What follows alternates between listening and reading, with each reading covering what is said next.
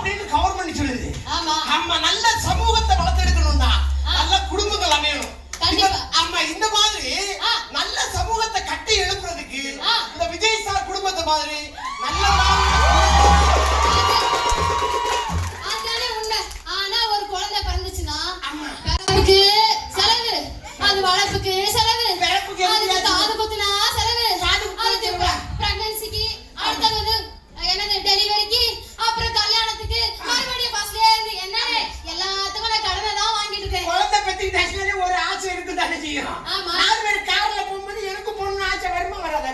ஆமா. வருமா வராதா? ஆமா. நம்ம அண்ணாக்களை தான் நல்ல தங்கமான அண்ணாக்கு வீட்டம்மா ஆசையா போய் கேட்ட உடனே அக்கத்துல பக்கத்துல கடனை வாங்கிடுவாங்க, கார் வாங்கி விட்டுருவாங்க, கடனை வாங்கி வீடு வச்சிருவாங்க, கடனை வாங்கி நகையை செஞ்சு போட்டுருவாங்க. அந்த கடனை அடைக்கிறதுக்காகவே லாஸ்ட் வரைக்கும் ஓடிக்கிட்டே இருக்கு.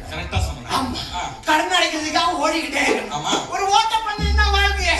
ஆனா நார்த் இந்தியன்ல அந்த சவுகார்பேட்டையில போய் பாருங்க, அந்த சவுகார்பேட்டையில போய் பாருங்க.